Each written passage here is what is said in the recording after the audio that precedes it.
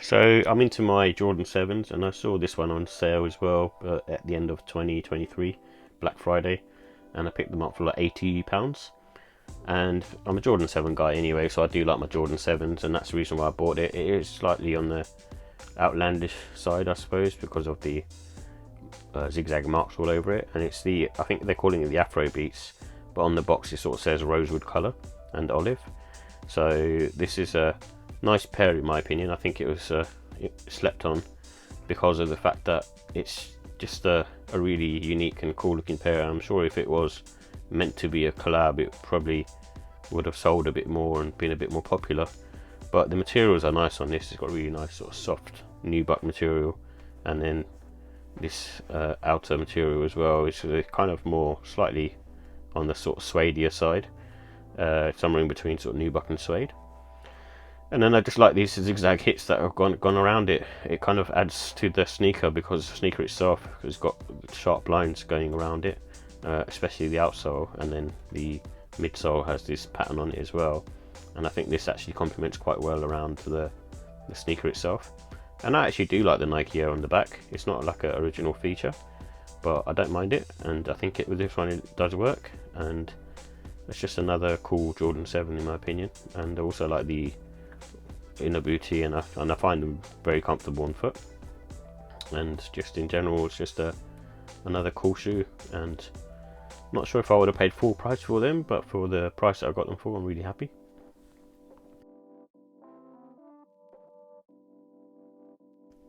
So here are the details with the Jordan 7 Black Olive. It comes in a black, cherrywood, red, neutral olive and chutney colourway, and it has a file-on midsole with a rubber outsole, and the air units in the heel and forefoot, and it also has a dynamic fit neoprene booty, so that's basically the inner sock lining that they're using for this particular trainer, and it has all leather nubuck upper materials, and the price is £185. So with the comfort and sizing, I think with these ones, like any other Jordan 7, they've got a medium to firm sole, and they feel really nice on foot. There's a little bit of squishiness, a little bit of give from the file-on midsole, and the air units provide that sort of stability and cushioning as well, so for impact protection. And they also have sort of grid support around the arch, so this is another one of those sort of trainers from Jordan brand that actually works really well, like the Jordan 3. And I think because of the nubuck material, it shouldn't take too long to sort of wear in, so it's around sort of 4 to 6 hours, just for this to sort of soften around your forefoot area. And I would say you can go true to size, so true to size works pretty much for most people, but because I have a wide foot, I tend to just go up a half size. And the grip is good on these. I wouldn't say it's excellent, it's not one of the best. I think the Jordan 3 and say the Jordan 1 in my eyes, and the Jordan 4 because it's a heavy shoe. But with this one, it's fine. It will do the job, but it's not like amazing. But it looks cool. So with the look and style, this is using kind of I suppose similar to a Bordeaux type color blocking, but if you swap out that kind of color for the olive, then that's what you get.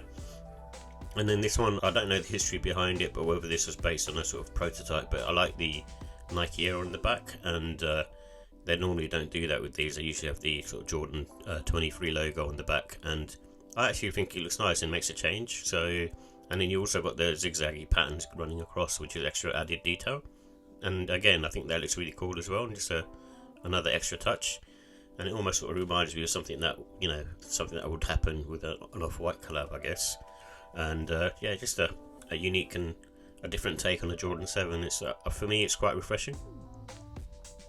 And with this one, because of the colour blocking and the colour styling, you can wear these sort of spring, autumn, winter time. I don't think there's a problem with any of that time. And they feel quite sort of lightweight on the foot, so during the spring, even if you wore them and it's sort of quite warm outside, you should be fine. And again, this one's, even though the colourway is a sort of olive colourway and maybe slightly more sophisticated, I don't think you can dress these up with like a pair of chinos, for example, so your best bet is to be casual, but with jeans and stuff it'll look fine. And I think the black laces that come with it work well. You can probably try like olive and maybe the sort of Bordeaux style red, burgundy colour. So with the final thoughts, I like the fact that it's got like a similar sort of Bordeaux colour blocking. It's not exactly the same, but it's quite sort of similar to that, and that's I think the inspiration, and I actually do like the Nike Air on the back, so I usually feel like the OGs should be sort of left alone, but I think with this one it still works, and I think it looks cool and makes a change up. And with the Jordan 7s, I'm a big fan of the neoprene stock that they use inside it. It just makes it a little bit more comfortable and a bit more locked in as well, I suppose.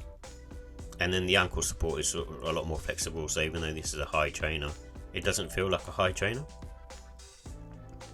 And the cons, I think the cost is slightly too high on these. And again, with the Jordan 7, you may not like its aggressive look, and the inspiration behind it was, I think, as far as I remember, was to do with the shark. So it does look very aggressive, so you may not like that kind of look on your foot.